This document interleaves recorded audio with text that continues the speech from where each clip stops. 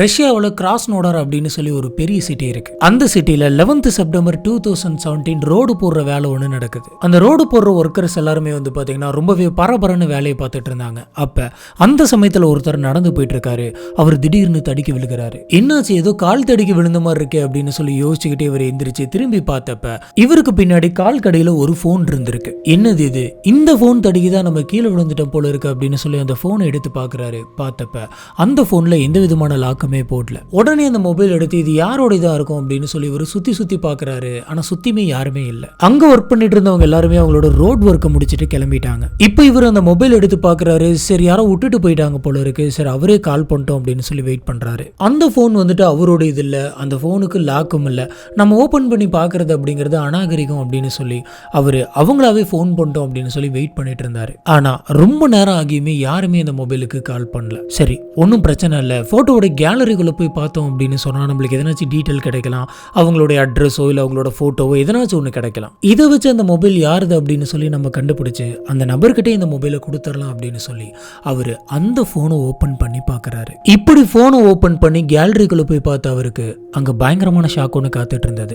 அதுல இவர் ஒரு போட்டோ பார்க்கறாரு. அந்த போட்டோ பார்த்த உடனே அவருக்கு உசுரே ஒரு நிமிஷம் நின்ன மாதிரி இருந்திருக்கு. அந்த லெவலுக்கு பயங்கரமா ஷாக் ஆயிருக்காரு. இதுக்கு மேல இந்த போனை நம்ம கையில வச்சிருந்தோம் அப்படின்னு சொன்னா ஆபத்து நமக்கு தான் அப்படின்னு சொல்லி உடனடியாக அவர் அந்த போன் எடுத்துக்கிட்டு பக்கத்தில் இருக்கக்கூடிய போலீஸ் ஸ்டேஷனுக்கு போறாரு. அங்க போயிட்டு அங்க இருந்த போலீஸ் ஆபீசர்ஸ் கிட்ட இந்த மொபைலை காட்டுறாரு. இந்த மொபைலோட கேலரிக்குள்ள போய் பாருங்க, பயங்கரமா இருக்கு அப்படின்ற மாதிரி சொல்றாரு. என்ன சொல்றீங்க, முதல்ல இது யாரோட மொபைல் அப்படின்னு கேட்கறாங்க. இந்த மாதிரி நான் ரோட்ல நடந்து போயிட்டு இருந்தேன், அப்ப கீழே இந்த மொபைல் கிடந்தது, நான் கால் பண்ணா தந்தரலான் இருந்தேன், ஆனா ரொம்ப நேரம் கால் வராததுனால கேலரிக்குள்ள போய் பார்த்தேன், அப்பதான் இந்த போட்டோ பார்த்தேன் அப்படின்னு காட்டுறாரு. இந்த மொபைலை அவர்கிட்ட இருந்து வாங்கி பார்த்த போலீஸ் ஆபீசர்ஸ்க்குமே பயங்கரமான ஷாக் ஒன்று காத்துட்டு இருந்தது. இதை பார்த்து அவங்க ஒரு நிமிஷம் உறைஞ்சு போயிட்டாங்க அப்படின்னே சொல்லலாம். இதுக்கப்புறம் அந்த நபர் வந்துட்டு மொபைல் நம்ம கையை விட்டு போனா போதும் அப்படின்ற மாதிரி போலீஸ் ஸ்டேஷன்ல அந்த போனை கொடுத்துட்டு திரும்பி கூட பார்க்காம வேகமா வெளில ஓடியாந்துறாரு. இப்படி இவர் வேகமா நடந்து போயிட்டு இருந்த அந்த சமயம் தான் வந்து பாத்தீங்கன்னா அந்த ரோட் கன்ஸ்ட்ரக்ஷன் நடந்துட்டு இருந்த அந்த இடத்தை கிராஸ் பண்றப்ப திடீர்னு ஒரு நபர் வந்துட்டு ஆப்போசிட்ல வராரு. அந்த நபர் வந்துட்டு வரும்போது ஏதோ ஒரு விஷயத்தை கீழே தொலைச்சிட்டு அதை தேடிக்கிட்டே வர மாதிரி இருந்திருக்கு. இப்ப ஆப்போசிட்ல வந்துட்டு இருந்த அந்த நபர் என்ன பண்றாரு அப்படின்னு பாத்தீங்கன்னா அங்க சுத்தி இருக்கக்கூடிய சில பேர்த்தெல்லாம் பார்த்து, சார் இந்த மாதிரி நான் என்னோட மொபைல் இங்க கீழே போட்டுட்டேன்னு நினைக்கிறேன், எங்க விழுந்துச்சுன்னு தெரியல, நீங்க எது என்னோட மொபைலை பார்த்தீங்களா அப்படின்ற மாதிரி ஒவ்வொருத்தருக்கிட்டே கேட்டுட்டு இருக்காரு. இதெல்லாம் நோட் பண்ண போலீஸ் ஸ்டேஷன் அந்த மொபைலை கொடுத்துட்டு வந்த அந்த நபர் வந்துட்டு இந்த இடத்த விட்டு போனா போதும் அப்படின்னு சொல்லி வேகமா அந்த இடத்த விட்டு நகர மொபைலை தேடிட்டு வந்த அந்த நபர் வந்துட்டு, சார் ஒரு நிமிஷம் நில்லுங்க அப்படின்னு சொல்லி இவரே வழி மறைச்சு, சார் இந்த வழியா நான் போகும்போது என்னோட போனை விட்டுட்டேன், அது நீங்க எதுவும் பாத்தீங்களா அப்படின்ற மாதிரி கேட்கிறாரு. இதை கேட்ட இவருக்கு உள்ளுக்குள்ள ரொம்பவே பயமா இருந்திருக்கு. அந்த பயத்தை வெளியில காட்டிக்காம, இல்ல சார் எனக்கு ஒரு முக்கியமான வேலை இருக்கு, நான் போயாகணும் அப்படின்னு சொல்லி சில டீடைல்ஸ் மட்டும் கொடுத்துட்டு கிளம்புறாரு. இந்த நபர் அப்புறம் போலீஸ் ஆபீசர்ஸ் பயப்படுற அளவுக்கு அந்த போனுக்குள்ள அப்படி என்னதான் போட்டோ இருந்தது, அந்த போட்டோ கேலரியில அப்படி என்ன இருந்தது அப்படின்னு பாத்தீங்கன்னா ஒரு நபர் மனுஷனோட விரலெல்லாம் வச்சு கடிச்சுக்கிட்டு இருந்த மாதிரி இருந்தது. அவருக்கு பக்கத்திலே ஒரு பொண்ணு இருந்தது. அந்த பொண்ணோட கையில இன்னொரு பொண்ணுடைய தலை மட்டும் தனியா இருந்தது. இந்த போட்டோவை பார்த்துதான் அவங்க எல்லாருமே பயந்துருக்காங்க. இன்னைக்கு நம்ம பார்க்க போற இந்த கேஸ் வந்துட்டு கொஞ்சம் மோசமான ஒரு கேஸ் அப்படின்னு சொல்லலாம். ஏன்னா இதுல சில மோசமான டீடைல்ஸ் எல்லாம் சொல்ல வேண்டியது இருக்கு. அதனால கைண்ட் ஹார்ட்டட் பர்சன்ஸ் யாராச்சும் இந்த வீடியோ பார்த்துட்டு இருந்தீங்க அப்படின்னு சொன்னா இங்கே ஸ்கிப் பண்ணிடுங்க. பொதுவா ஒரு நபர் மோசமா இருந்து நீங்க கேள்விப்பட்டிருப்பீங்க. ஆனா கப்பலா, அதுவும் ஹஸ்பண்ட் அண்ட் ஒய்ஃபா ரெண்டு பேருமே ரொம்ப கொடூரமா மோசமா இருந்து நீங்க கேள்விப்பட்டிருக்கீங்களா? அப்படிப்பட்ட ஒரு ஈவில் கப்பலை பத்தின ஒரு மோசமான கேஸை தான் இன்னைக்கு நம்ம பார்க்க போறோம். கண்டிப்பா இவங்களுடைய மேட்ச் வந்துட்டு நரகத்துல தான் நடந்திருக்கும். ஹலோ ஃப்ரெண்ட்ஸ், நான் உங்க Sami. Welcome to the spot.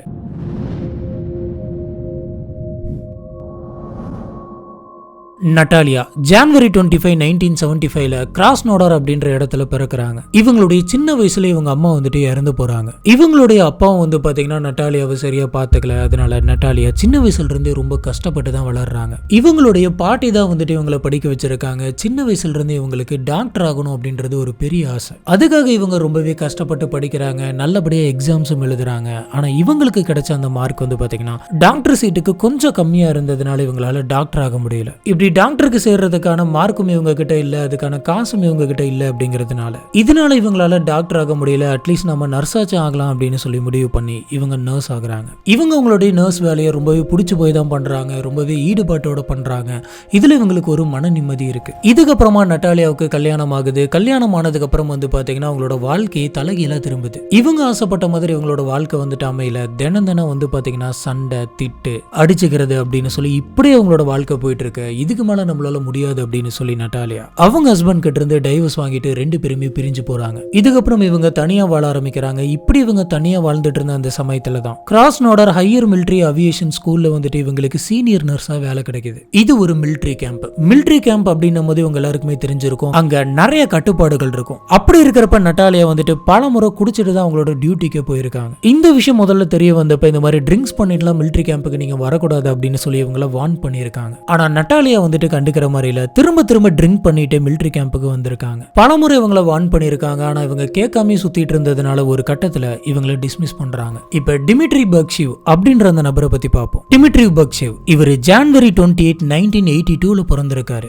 இவருக்கு அம்மா அப்பா யாரு அப்படின்னு சொல்லி தெரியவே தெரியாது. காரணம் என்ன அப்படின்னு பாத்தீங்கன்னா, இவர் குழந்தையா இருக்கிற அந்த சமயத்துல அவங்க அம்மா அப்பா ரெண்டு பேருமே பயங்கரமா குடிப்பாங்களாம். இதனால அவங்க ரெண்டு பேரும் அவங்க குழந்தையான இவரை வந்துட்டு பாத்துக்கவே கிடையாது. இந்த விஷயத்தை நோட் பண்ண சுத்தி இருந்தவங்களா இவங்களால கரெக்டா குழந்தைய வளர்த்த முடியாது, இது அந்த குழந்தைக்கு தான் ஆபத்து அப்படின்னு சொல்லி குழந்தையா இருக்கும் போதே கூட்டிட்டு போயிட்டு ஆசிரமத்துல விட்டுறாங்க. இந்த டிமிட்ரி வந்துட்டு மொதல் 3 வருஷம் ஆசிரமத்துல தான் வளர்றாரு. இப்படி இவருடைய அந்த 3வது வயசுல அந்த ஹோமுக்கு ஒரு கப்பல் வராங்க. அந்த கப்பல் வந்து இந்த டிமிட்ரியை தத்தெடுத்துக்கிறாங்க. டிமிட்ரி இவங்க ரெண்டு பேர்த்து கூட பழக பழக நாளடைவுல இவங்க ரெண்டு பேர்த்தையுமே அப்பா அம்மாவா ட்ரீட் பண்ண ஆரம்பிக்கிறாரு. ஆனா இந்த டிமிட்ரியை தத்தெடுத்துக்கிட்டதுல அவங்க அப்பாவுக்கு கொஞ்சம் கூட இன்ட்ரெஸ்டே இல்ல. அதனால அவங்க அப்பா எப்பயுமே டிமிட்ரி கிட்ட ஒரு வெறுப்பா தான் இருப்பாராம். ஆனா அவங்க அம்மா அப்படி கிடையாது. அவங்க அம்மா இந்த டிமிட்ரி மேல தன்னோட உயிரே வச்சிருந்தாங்க. அந்த அளவுக்கு பாசமா பார்த்துப்பாங்களாம். இவருக்கு என்னென்ன வேணுமோ அது எல்லாத்தையுமே வந்துட்டு பண்ணி தந்திருக்காங்க. இப்படி நல்லபடியா போயிட்டு இருந்த அந்த சமயத்துல தான் இவருக்கு 15 வயசு இருக்கும் போது அவங்க அம்மாவுக்கு கேன்சர் வந்து அவங்க அம்மா இறந்து போறாங்க. இப்ப வெளியில வந்து டிமிட்ரியோட கையில சுத்தமா பணமே கிடையாது. என்ன பண்றது அப்படின்னு தெரியாம ரோடா சுத்திட்டு இருக்காரு.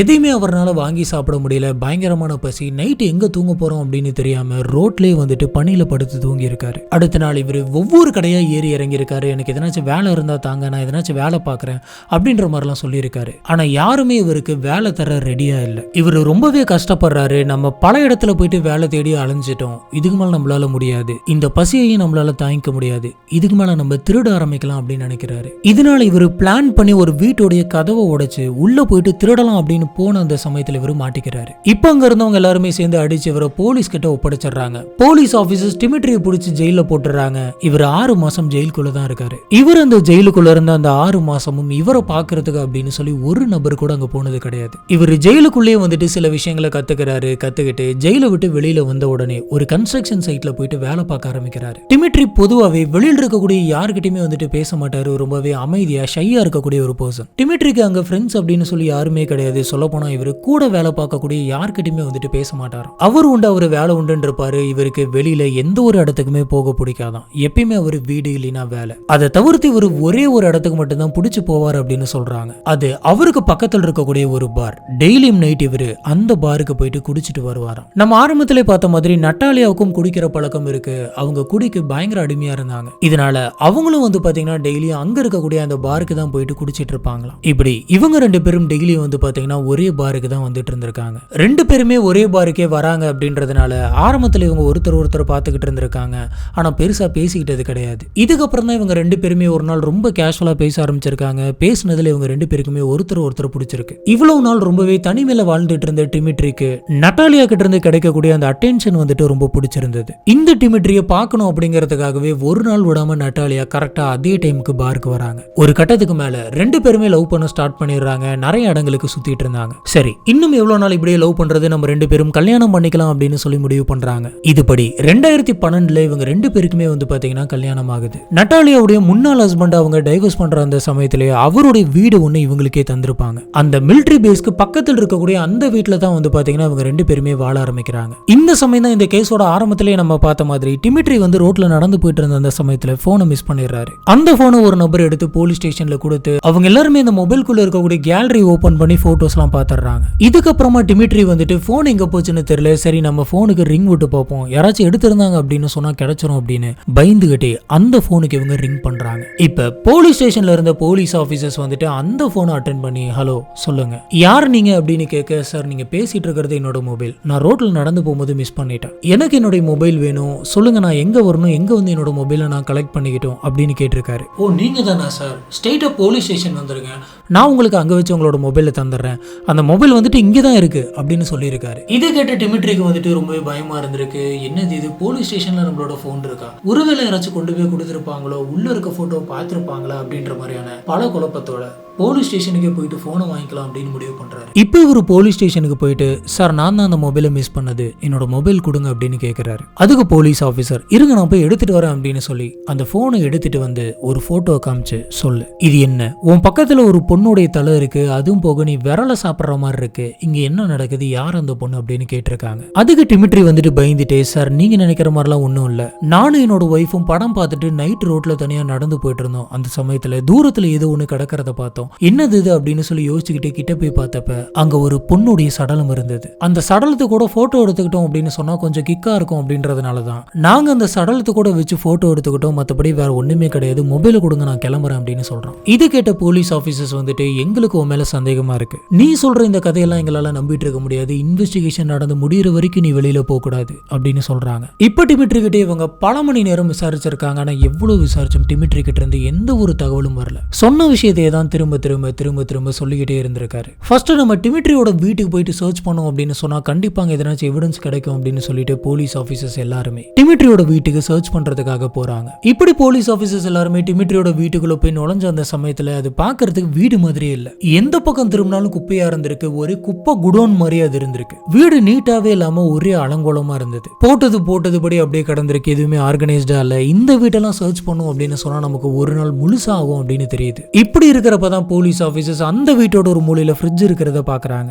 அந்த ஃப்ரிட்ஜை போலீஸ் ஆபீசர்ஸ் ஓபன் பண்ணி பாக்குறப்ப அந்த ஃப்ரிட்ஜுக்குள்ள நிறைய பாட்டில்ஸ் எல்லாம் இருந்திருக்கு. அந்த பாட்டில்ஸை பாக்குறதுக்கு எப்படி இருந்திருக்கு அப்படின்னு பாத்தீங்கன்னா, ஒவ்வொரு பாட்டிலுக்குள்ளயுமே ஊறுகாய் வச்சிருக்கிற மாதிரி இருந்திருக்கு. என்னது இது, ஃப்ரிட்ஜ் ஃபுல்லா ஒரே பாட்டிலா இருக்கு, பாட்டில் ஃபுல்லா ஊறுகாயா இருக்கு, இதை பாக்குறதுக்கு ஏதோ சந்தேகமா இருக்கு அப்படின்னு சொல்லி அந்த பாட்டில் இருக்கக்கூடிய ஊறுகாய் எல்லாத்தையுமே லேப் டெஸ்ட்டுக்காக அனுப்பி வைக்கிறாங்க. இதுல கூட பக்கத்துல இன்னும் சில பாட்டில்ஸ் எல்லாம் இருந்திருக்கு. அந்த பாட்டிலை ஓபன் பண்ணி பார்த்தப்ப உள்ளார கண்ணு, கை, விரல்னு இருந்திருக்கு. இந்த விஷயங்கள் எல்லாம் பார்த்ததுக்கு அப்புறமா போலீஸ் ஆபீசர்ஸ்க்கு பயங்கர ஷாக்கா இருந்திருக்கு. அந்த பாட்டிலுங்களுக்குள்ள இருந்தது ஊறுகாயில உறுப்புங்க அப்படின்னு. அந்த உடல் உறுப்புங்கள்லாம் மனுஷங்களோடதா இல்ல விலங்குகளோடதா அப்படின்னு தெரியல. இதனால போலீஸ் ஆபீசர்ஸ் வந்துட்டு அந்த லேப் ரிப்போர்ட் வரட்டும் அப்படின்னு சொல்லி காத்துக்கிட்டு இருந்தாங்க. அந்த லேப் ரிப்போர்ட்டும் வருது. அந்த ஜாடிக்குள்ள இருந்தது எல்லாமே ஊறுகாய் கிடையாது, அது மனுஷங்களுடைய உடல் உறுப்பு தான் அப்படின்னு கன்ஃபார்ம் ஆகுது. இந்த எல்லா உறுப்பையுமே வந்துட்டு ஷாலின் அப்படின்ற ஒரு கெமிக்கல்ல போட்டு பதப்படுத்தி வச்சிருக்காங்க. அது மட்டும் இல்லாம அந்த பாட்டில சதை தனியா கொழுப்பு தனியா அப்படின்னு சொல்லி தனித்தனியா பிரிச்சு வச்சிருக்காங்க. இந்த விஷயத்தை பார்த்ததுக்கு அப்புறம் போலீஸ் ஆபீசர்ஸ் உறைஞ்சு போயிடுறாங்க. இந்த சமயம் தான் அந்த வீட்டுக்குள்ள இருந்து 19 தோள்கள் வந்துட்டு கிடைச்சிருக்கு. இது எல்லாமே வந்து பாத்தீங்கன்னா மனித தோள்கள் உரிக்கப்பட்ட நிலைமையில கிடைச்சிருக்கு. அது மட்டும் இல்லாம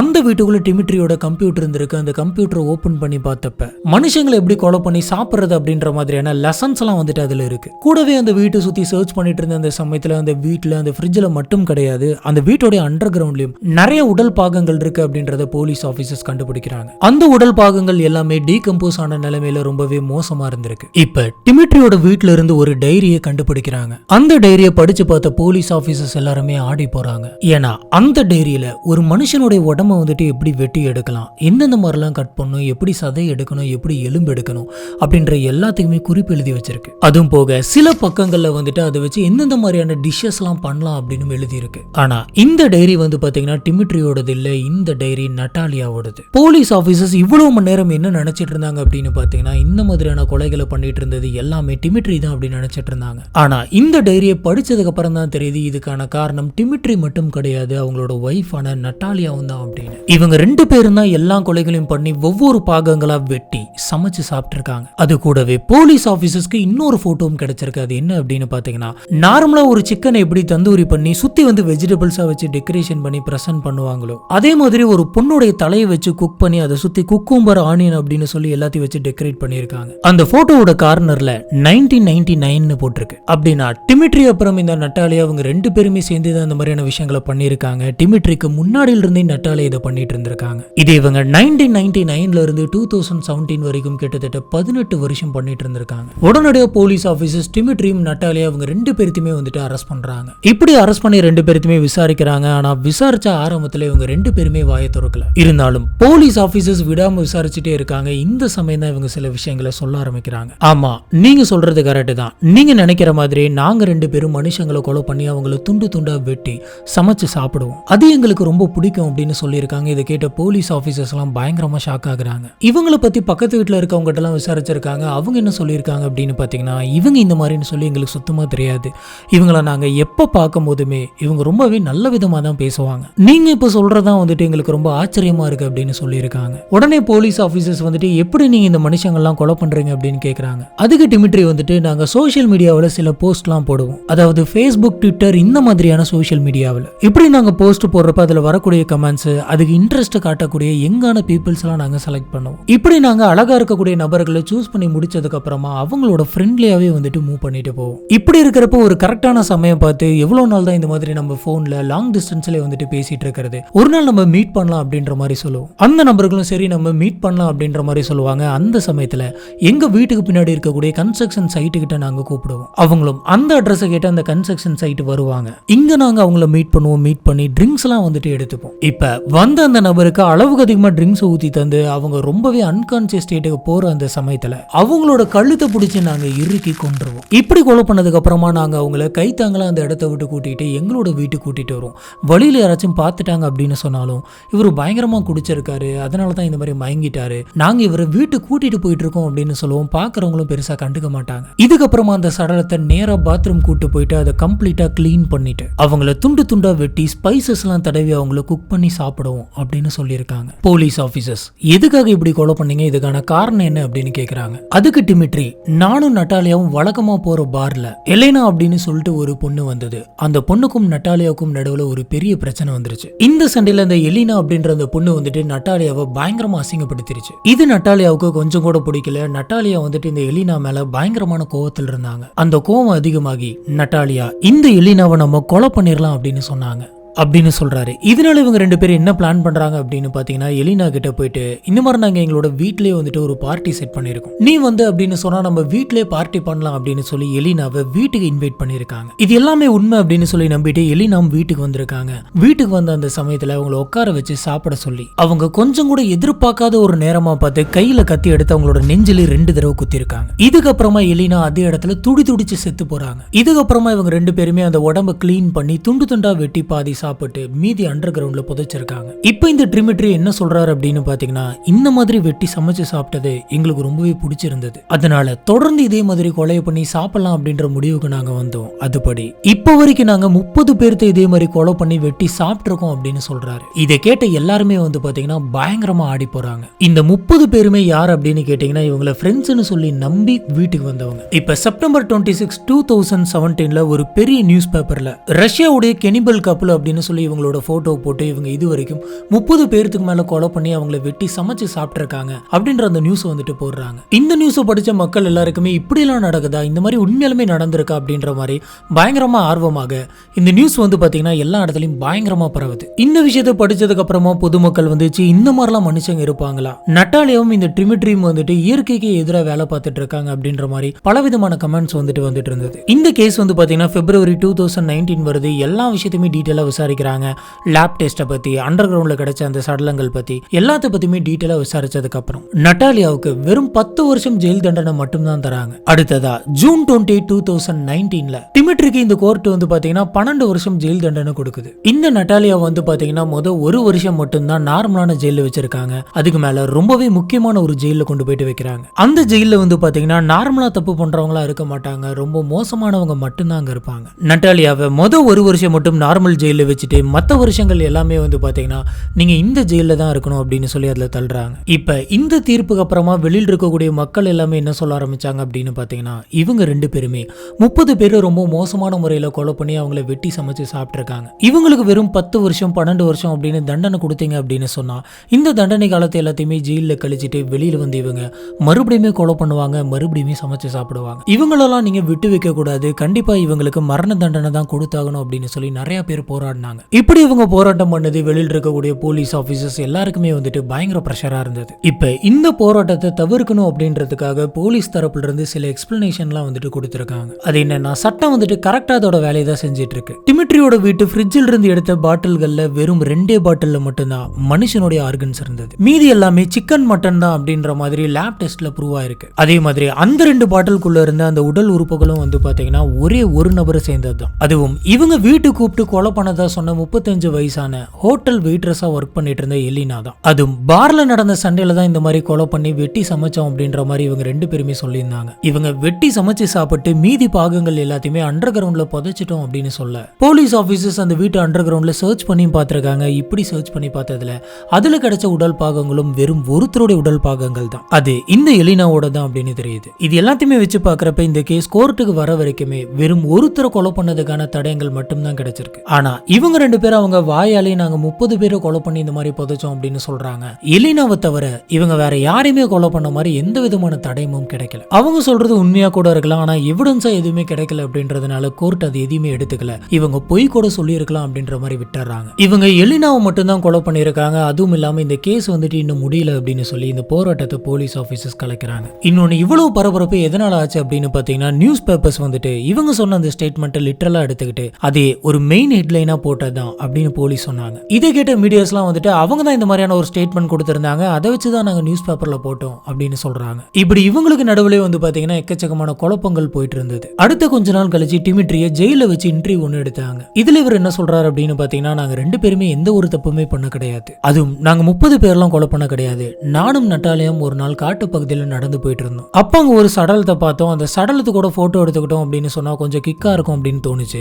அதனாலதான் அந்த சடலத்தை எடுத்துட்டு வந்து வீட்டுல வச்சு போட்டோஸ்லாம் எடுத்துட்டு இருந்தோம். எங்களுக்கு அந்த உடல் பாகங்கள்லாம் சாப்பிடணும் போல இருந்துச்சு, அதனாலதான் வெட்டி சாப்பிட்டேனே தவிர மத்தபடி கொலை எதுவுமே நாங்க பண்ண கிடையாது. நாங்க ஃப்ரிட்ஜில் இந்த உறுப்புகள்லாம் வச்சிருந்ததுனால நாங்க தான் கொலை பண்ணிட்டோம் அப்படின்னு சொல்லி போலீஸ் ஆபீசர்ஸ் நினைச்சுக்கிட்டாங்க. இதுதான் நடந்துச்சு, நாங்க யாரையுமே கொலை பண்ணல அப்படின்னு சொல்றாரு. இதுல டிமிட்ரி மாத்தி மாத்தி மாத்தி மாத்தி பேசிட்டு இருக்காரு. இப்படி இவரு மாத்தி மாத்தி பேசிட்டு இருக்க போலீஸ் ஆபீசர்ஸ் இவரை சைக்காட்ரிக் டாக்டர்கிட்ட கூட்டு போயிட்டு காட்டுறாங்க. இப்படி கூட்டிட்டு போயிட்டு டெஸ்ட் பண்ணதுல டாக்டர்ஸ் என்ன சொல்றாங்க அப்படின்னு பாத்தீங்கன்னா இவரு அவரோட ஒய்ஃபான நட்டாலியாவால ரொம்பவே மோசமான மன உளைச்சலுக்கு ஆளா இருக்காரு. அதனாலதான் இவர் ஒரு கன்ஃபியூஸ் ஸ்டேட்ல இருக்காரு அப்படின்ற மாதிரி டாக்டர் சொல்றாங்க. டிமிட்ரி ஜெயிலுக்கு போன 10 மாசத்துக்குள்ளேயே, அதாவது 16th February 2020 வந்து பாத்தீங்கன்னா ஜெயிலுக்குள்ள மர்மமான முறையில இறந்து போயிருக்காரு. இவர் எப்படி இறந்து போனார் அப்படின்னு சொல்லி யாருக்குமே தெரியாது. இத பத்தி போலீஸ் ஆபீசர்ஸ் கிட்ட போய் கேட்டப்ப எங்களுக்கு வேற எதுவுமே தெரியாது, நாங்க ரூம்ல போய் பார்த்தோம் அவர் இறந்து கிடந்தார் அப்படின்னு சொல்றாங்க. இந்த கேஸோட டீடைல்ஸ் எல்லாம் வெளியில வந்துச்சு அப்படின்னு சொன்னா ரஷ்ய ராணுவத்தோட பேரு கெட்டு போயிடும் அப்படின்றதுனால அவங்க வேணும்னே இதை மூடி மறைக்கிறாங்க அப்படின்னு சொன்னாங்க. ஏன்னா இந்த கேஸ் வந்து பாத்தீங்கன்னா சின்னதா இல்லாம இன்டர்நேஷனல் லெவல்ல பரவ ஆரம்பிச்சது. இன்னொன்னு இந்த நட்டாலியா வந்து பாத்தீங்கன்னா மிலிட்டரி கேம்ப்ல நர்ஸா வேலை பார்த்திருக்காங்க. அதுவும் இல்லாம இவங்களோட வீடு வந்து பாத்தீங்கன்னா மிலிட்டரி கேம்புக்கு பக்கத்திலே தான் இருந்திருக்கு. இப்படி ஒரு மிலிட்டரி பேஸ்க்கு பக்கத்துல இப்படி ஒரு சம்பவம் நடந்திருக்கு, நீங்க இதை கூட கண்டுக்கலையா அப்படின்னு சொல்லி மத்த நாட்டை சேர்ந்தவங்க எல்லாம் இவங்களை மோசமா பேசுவாங்க அப்படின்ற காரணத்தினாலதான் இந்த கேஸ் அப்படியே அமுக்கிட்டாங்க அப்படின்ற மாதிரி சொல்றாங்க. ஏன்னா ஆரம்பத்துல டிமிட்ரியோட வீட்டுல இருந்து 12 பேர்த்தோட ஸ்கின் எடுத்த மாதிரி அவங்க சொல்லியிருந்தாங்க. ஆனா அதுக்கப்புறம் அவங்க அதெல்லாம் ஒண்ணும் கிடையாது, ஒருத்தவங்களோட தான் நாங்க சரியா பார்க்கல அப்படின்ற மாதிரி சொன்னாங்க. லேப் ரிப்போர்ட்டே மாறி போச்சு, அதுல இருந்தது எல்லாமே ஒருத்தவங்களோட உடல் பாகங்கள் தான் அப்படின்ற மாதிரி மாத்தி மாத்தி சொல்றாங்க. இதனால டிமிட்ரி வெளியில வந்து வாய் திறந்தாரு அப்படின்னு சொன்னா நம்ம எல்லாருமே மாட்டிப்போம் அப்படின்றதுனால போலீஸ் ஆபீசர்ஸே ஜெயில வச்சு டிமிட்ரியை கொலை பண்ணிட்டாங்க அப்படின்ற மாதிரி பேசிக்கிட்டாங்க. ஆனா இது எல்லாமே உண்மையா பொய்யா அப்படின்னு சொல்லி யாருக்குமே தெரியாது, நட்டாலியாவை தவிர. நட்டாலியா இப்போ வரைக்குமே ஜெயில தான் இருக்காங்க. இந்த மாதிரி மனிதர்களை கொலை பண்ணி சாப்பிட்டாங்க அப்படின்ற மாதிரியான கேஸ் வந்து பாத்தீங்கன்னா நம்ம ரொம்ப வருஷத்துக்கு முன்னாடி எல்லாம் வந்து கேள்விப்பட்டிருப்போம். ஆனா இந்த கேஸ் வந்து பாத்தீங்கன்னா இப்பதான் ரீசெண்டா ஒரு 5-6 வருஷத்துக்கு முன்னாடி நடந்திருக்கு. அதுவும் ஹஸ்பண்ட் அண்ட் ஒய்ஃபா சேர்ந்து இந்த மாதிரி கொலை பண்ணி மனித மாமிசங்களை சாப்பிட்டது. இன்னைக்கு நம்ம பார்த்த இந்த கேஸை பொறுத்த வரைக்கும் டிமிட்ரி மட்டும் அன்னைக்கு செல்போனை தொலைக்காம இருந்திருந்தார் அப்படின்னு சொன்னா இந்த கேஸ் வந்துட்டு இப்போ வரைக்குமே வெளியில வந்திருக்குமா அப்படின்னு தெரியல. அவங்க அப்பயே வந்துட்டு 18 வருஷம் இந்த மாதிரி விஷயங்களை பண்ணிட்டு இருந்திருக்காங்க. அப்படி அந்த செல்போன் ஒரு நபருக்கு கிடைச்சு அது போலீஸ் ஸ்டேஷனுக்கு போல அப்படின்னு சொன்னா அவங்க அடுத்து எப்ப மாட்டிருப்பாங்கன்னு சொல்லி யாருக்குமே தெரியாது. சொல்லப்போனா மாட்டாமலே கூட இருந்திருக்கலாம். இதுதான் இன்னைக்கு நம்ம பார்க்க இருந்த இந்த கேஸ். இந்த கேஸை பத்தி உங்களுக்கு என்ன தோணுது அப்படிங்கறத கீழே இருக்கக்கூடிய கமெண்ட் பாக்ஸ்ல மறக்காம ஸ்பாட் பண்ணுங்க. நம்ம அங்க வச்சு இதை பத்தி டிஸ்கஸ் பண்ணுவோம்.